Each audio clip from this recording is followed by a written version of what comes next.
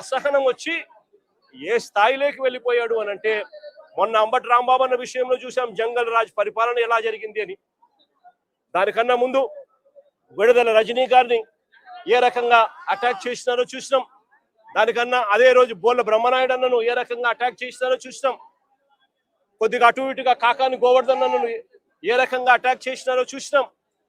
వీళ్ళందరినీ అటాక్ చేయడమే కాకుండా జోగి రమేష్ ఇంటికి ఏకంగా జోగి రమేష్ చేసిన తప్పల్లా ఏమీ లేదు.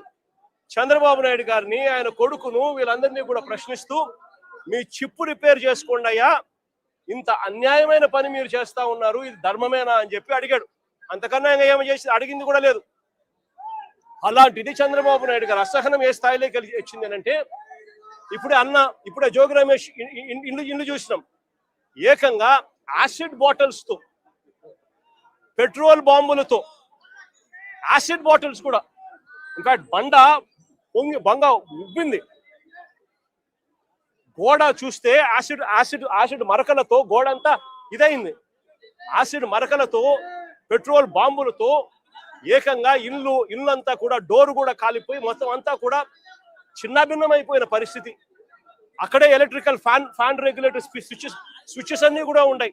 ఆ లైట్లు అంటుకొని ఉంటే, ఆ డోర్లు కాలి ఉంటే, ఇంట్లో కూడా వుడెన్ ఫర్నిచరు, మొత్తం కర్టన్స్ అన్ని ఉన్నాయి.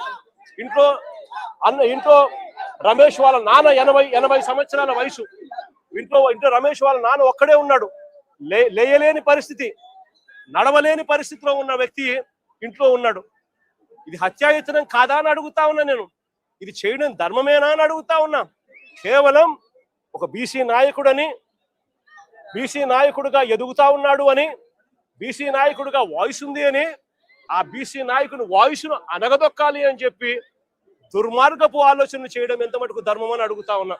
నేను అడుగుతా ఉన్నా, ఇది ఒకసారి గమనించమని అడుగుతా ఉన్నా.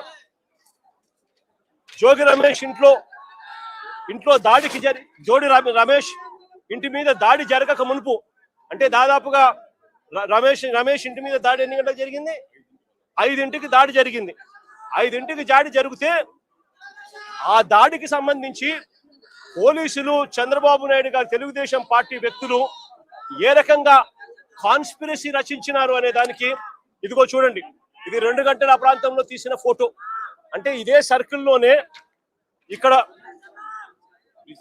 DCP Gundam Ramakrishna, Telugu Desam party leader Bommasani Subbarao, CI Ibrahimpatnam Chandrasekhar, వీళ్ళు ముగ్గురు కూడా ఇక్కడే సర్కిల్ దగ్గర రచిస్తా ఉన్నారు. ఏ రకంగా హత్య చేయాలి, ఏ రకంగా ఇండ్లను కాల్చేయాలి, ఏ రకంగా వాళ్ళ ప్రాపర్టీ ధ్వంసం చేయాలి, హత్యా